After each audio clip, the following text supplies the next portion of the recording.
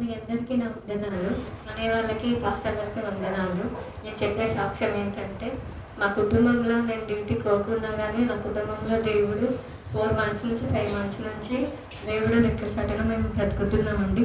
ఆర్థిక పరిస్థితులు కానీ, ప్రతి ఒక్కటి కానీ, మా బాబా ఎంత తాగినా కానీ, డ్యూటీకి పోకున్నా కానీ, నేను కానీ మా హస్బెండ్ కానీ డ్యూటీకి పోకున్నా కానీ, దేవుడు పట్ల భయభక్తులు కలిగి దేవుని ప్రార్థిస్తున్నాము. దేవుడు ఏంది వాక్యం భయభక్తులుగా వాక్యం చదువుకుంటున్నాము ఇంట్లోనే. కానీ మా బావ చర్చికి రావట్లేదు. లైట్ ఇంకా తాగడం మానేయలేదు. ఆ తాగుడు బంద్ చేసి చర్చికి రావాలని ప్రే చేయండి.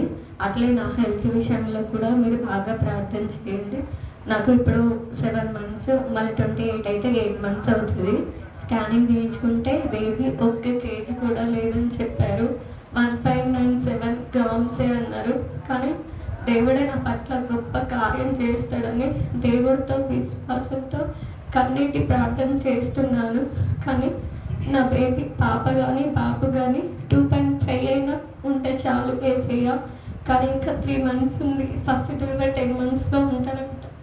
ఇంకా 3 మంత్స్ ఉంది. 3 మంత్స్ లోపు 2.5 అయినా రావాలని దేవుడికి డైలీ ప్రార్థన చేసుకుంటున్నాను.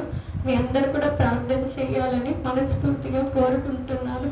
కానీ నాకైతే మీ అందరి సంఘం ప్రార్థిస్తే చాలా బాగుంటుంది.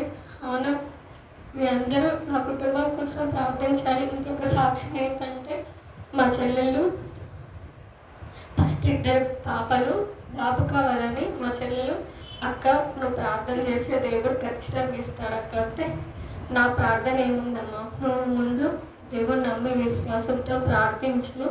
దేవుడు నీ పట్ల గొప్ప కార్యం చేశాడని. నేను 1 month 2 months తర్వాత ప్రెగ్నెన్సీ 3 months వచ్చిన తర్వాత అయినా మా చెల్లెలకి మా సిస్టర్కి గట్టిగా ప్రార్థన చేసుకోమ్మా.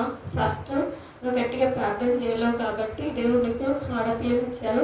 ఇప్పుడు ఖచ్చితంగా నేను చెప్తున్నాను, దేవుడి మీద విశ్వాసం ఉంచి నీకు దేవుడు ఖచ్చితంగా కొడుకునే ఇస్తాడని చెప్పాను. మా చెల్లెలు ఇప్పుడు నార్మల్ డెలివరీ అయింది. కొడుకుని కూడా 3 kgs ఉంది మా చెల్లికి.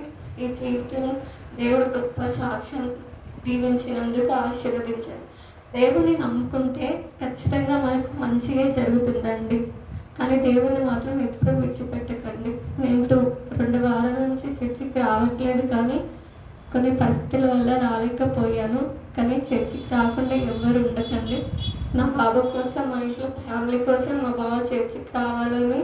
ఉద్యోగం కూడా లేదండి, కానీ మంచి తెలియపరుడు, చదువుకున్నాడు. కానీ తాగుడుకు బానిసై అలా ఉన్నారు. ఆయన మారి మంచిగా చర్చికి రావాలని ఇచ్చింది ప్రార్థన. ఈ సాక్ష్యం దేవుడు దీవించింది నాకు.